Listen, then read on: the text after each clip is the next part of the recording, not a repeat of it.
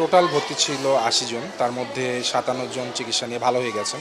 এই মুহূর্তে ২২ জন আছেন আজকে সকাল পর্যন্ত, এবং তার মধ্যে দুঃখজনক যে গতকাল একজন রোগী মারা গেছেন। উনি লালমনিরহাট থেকে এসেছিল রোগী, ৭ মাস বয়স, এবং ওখানে এখানে আসার আগে ১৩-১৪ দিন তারা ওখানে চিকিৎসা নিয়েছে। জ্বর, পাতলা পায়খানা সহ নানা জটিলতায় পরবর্তীতে জ্বরের সাথে র্যাশ দেখা দেওয়ায় এটা সন্দেহভাজন মিজেলস হিসেবে, এবং তার আরও জটিলতা ছিল হিসেবে আমাদের কাছে আসে গত ১৫ তারিখে, এবং গতকাল দুপুর ১২টার দিকে পেশেন্ট এক্সপায়ার করেছে। তো আমরা দুঃখ প্রকাশ করছি, যে কোনো মৃত্যুই দুঃখজনক। তো এখন পর্যন্ত আমাদের মৃত্যু একজন, প্রথম মৃত্যু কালকে সংঘটিত হয়েছে দুপুর ১২টার সময়।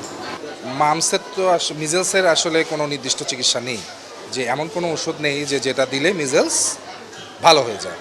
মিজেলসের রোগীরা বিভিন্ন জটিলতা নিয়ে আসে, এবং মিজেলস শরীরের রোগ প্রতিরোধ ক্ষমতাকে মারাত্মকভাবে ক্ষতিগ্রস্ত করে।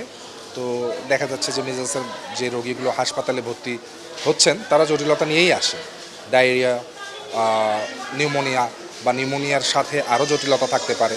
তো প্রত্যেক পেশেন্টই আসলে জটিল যারা ভর্তি থাকেন, তাদের যে সাপোর্টিভ ম্যানেজমেন্ট যেটা প্রয়োজন, যে রকম উপসর্গ নিয়ে তারা আসছেন সেই অনুযায়ী চিকিৎসা চলছে, এবং এখন পর্যন্ত আমাদের এখানে কোনো চিকিৎসা ব্যবস্থা নিয়ে কোনো সংকটজনক পরিস্থিতির হয়নি আর কি।